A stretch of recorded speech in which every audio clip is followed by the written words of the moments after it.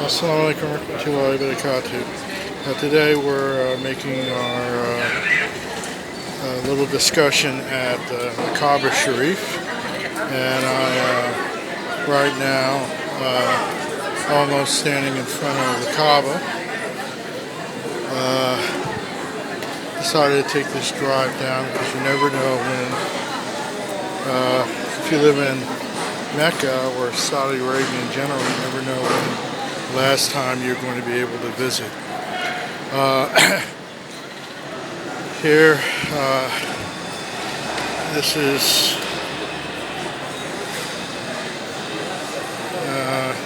here is the Kaaba.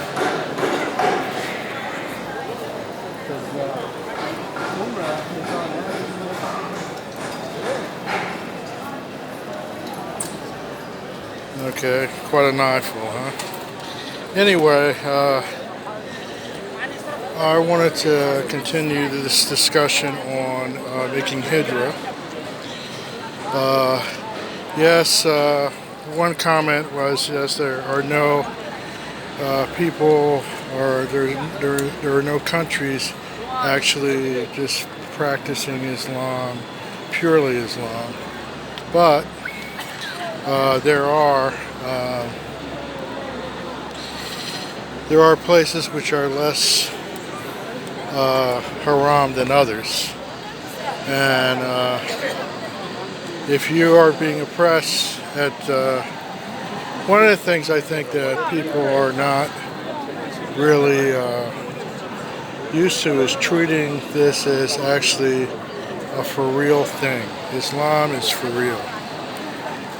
What Allah says is true, and in order for you to get into the mind to practice the religion, you have to be able to make sacrifices based on that, rather than, oh well, I'm like a Christian, I'm like a Jew,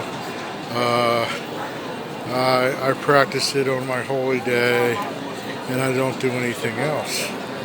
This is a mistake that a lot of Muslims, especially those who immigrate to the West, think that they can do. They act like the people that are living around. They've taken the same mindset, and Allahu Akbar. They willing to go by the way that everyone else goes so they can just get along. But you have to, at this point, as I said before in my other discussion, you have to act as if you are behind enemy lines in a non-Muslim country, particularly if they're at war with people who are, practicing Muslim countries, majority Muslim countries. If they're, back in the day, they used to try to conceal it by calling it ethnic this, ethnic that. Now they don't even conceal it now. You don't hear ethnic anymore. You just hear, they don't even speak in those terms. They don't try to conceal it. So, with that in mind, as how can you really live in a non-Muslim country if you are you don't know if you don't have any control over your food, you don't have any control over your own safety, you don't have any control over your living conditions, and your money is haram. So let's pretend that you figured this all out. I'm going to let you do the research on this.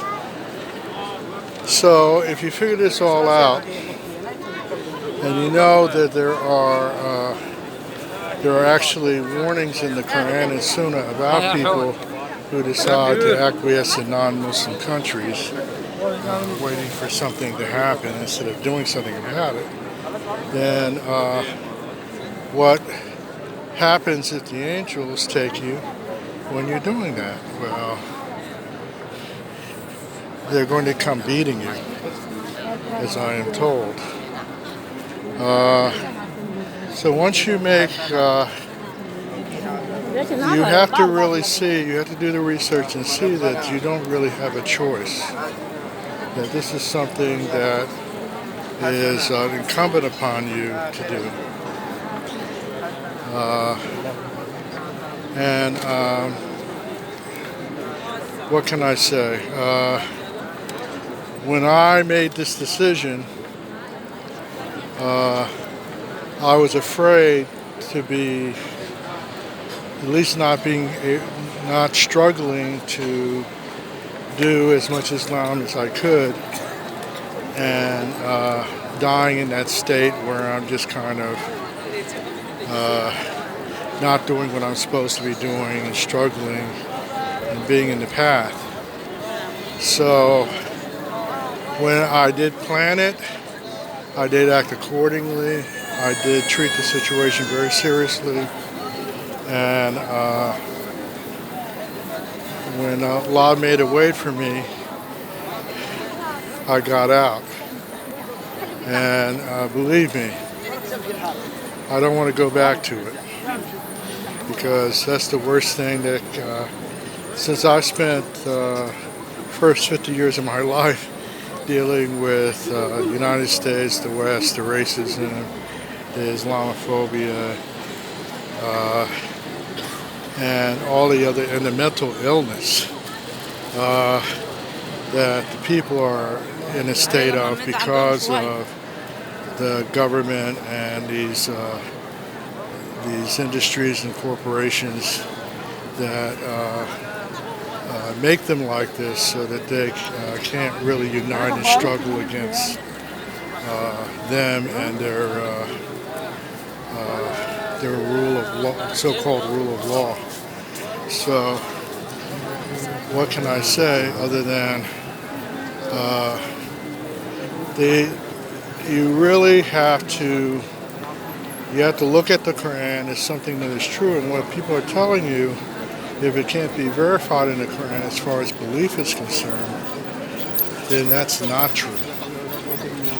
And don't give your children to the schools, because even Malcolm X said this back in the day.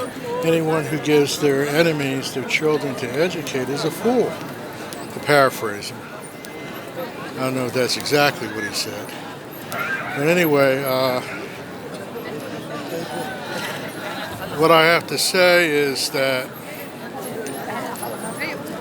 you need to focus first on whether you believe that everything in the Quran is true without compromise, without deviation. And once you decide that and try to struggle against it, then Allah's going to forgive you, because you are at least struggling to get out of the toilet instead of sitting in the poop, as it were. So that's probably as simple as I can put it. I can't put it any simpler. And I hope this has meaning for someone out there who is sitting around trying to fit into a society that will eventually, if they don't turn to do what they want them to do, will eventually destroy them. And this is, if not physically as well as mentally and spiritually. One of the reasons why I got out was because I felt myself, after years of trying to get out, I felt myself, I came to the end of my rope. I could not hold on. I felt myself slipping day by day. I felt myself giving up, like someone holding on to, by his fingertips, to a cliff. And I just couldn't do it anymore. So what I did was, alhamdulillah, I kept praying and praying and praying. And eventually,